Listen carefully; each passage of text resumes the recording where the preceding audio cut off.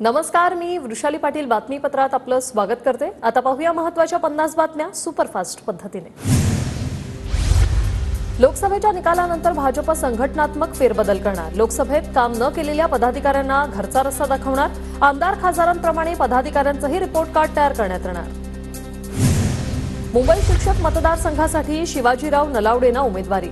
अजित पवार गटाकडून मुंबई शिक्षक मतदारसंघासाठी उमेदवारी जाहीर। सरकार एसीमध्ये कूल बियाण्यांसाठी शेतकऱ्यांची दिशाभूल।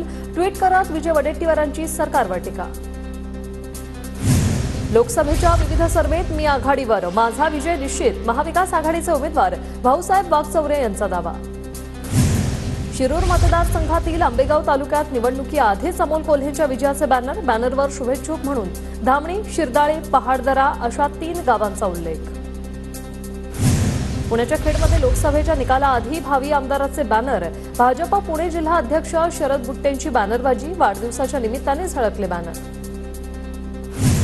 सिंधुदुर्गच्या कुडाळमध्ये महसूल विभागाच्या रेंगाळलेल्या कामाबाबत आमदार वैभव नाईक आक्रमक। कामाचा आढावा घेत वैभव नाईकांनी अधिकाऱ्यांना जाब विचारला।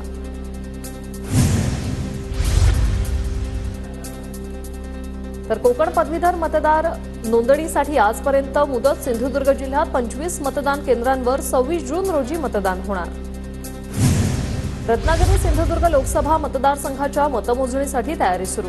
निवडणूक विभागाकडून मतमोजणीसाठी 1000 कर्मचाऱ्यांची नियुक्ती। नागपूरमध्ये 4 जूनच्या मतमोजणीची तयारी जोरात। मतमोजणी केंद्रावर सुरक्षेच्या दृष्टीने लावली जाते तारांची जाळी आणि पत्रे। कळमना मार्केट शेडमध्ये मतमोजणीची तयारी सुरू। जळगावच्या पिंपराळा परिसरातील पथदिवे आणि गटारींच्या प्रश्नासाठी मनसेचा रहिवाशांसह पालिकेवर मोर्चा। प्रश्न न सुटल्यास आंदोलनाचा इशारा। जळगावच्या मुक्ताईनगरातील नदी तलावांची पाणी पातळी घटली। ग्रामपंचायतीकडून पाण्यासाठी नियोजन सुरू। दवंडीच्या माध्यमातूनही जनजागृती। सोलापूरच्या माळशिरसमधील गिरवी गावात ग्रामसेवकांना ग्रामपंचायत कार्यालयात कोंडलं। पिण्यासाठी पाणीच नसल्यानं ग्रामस्थ संतप्त। नांदेडच्या लिंबोटी धरणात 4.25% इतकाच पाणीसाठा। परभणी आणि लातूर जिल्ह्यातील काही गावं धरणाच्या पाण्यावर अवलंबून। पाणी टंचाईची शक्यता। धुळे जिल्ह्यातील 44 लघु प्रकल्पांपैकी 31 लघु प्रकल्प कोरडे ठाक। जिल्ह्यातल्या प्रकल्पांमध्ये सद्यस्थितीत फक्त 16% जलसाठा।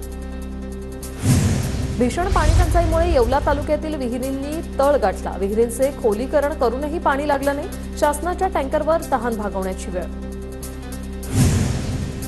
छत्रपती संभाजीनगरमधील पाझर तलाव आटले। तलावात पाणीच नसल्याने मासे आणि कीटकांचेही हाल।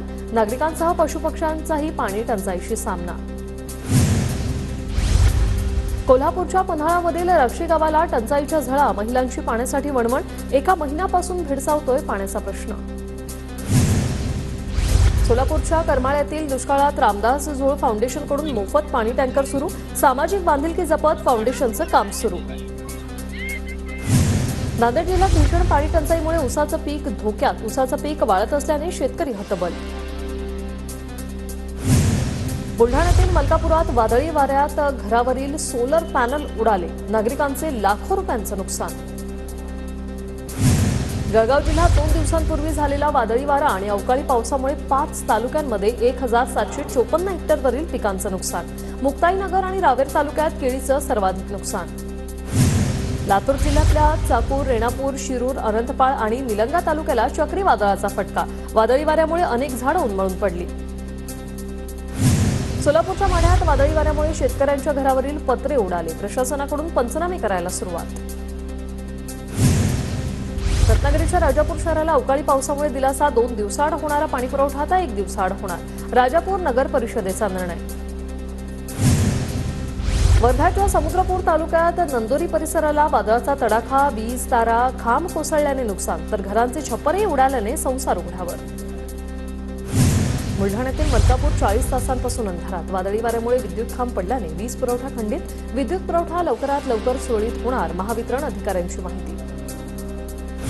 जळगावच्या मुक्ताईनगर भागात पावसामुळे केळी बागांचं नुकसान। पावसाच्या तडाख्यानं जवळपास 60 गावं बाधित। बळीराजाला मदतीची अपेक्षा। लातूर जिल्ह्यातील ग्रामीण भागात चक्रीवादळामुळे फळबागा आणि शेती पिकांचं मोठं नुकसान। चक्रीवादळामुळे चाकूर तालुक्यातील झरी खुर्दमधील केळीची बाग उद्ध्वस्त।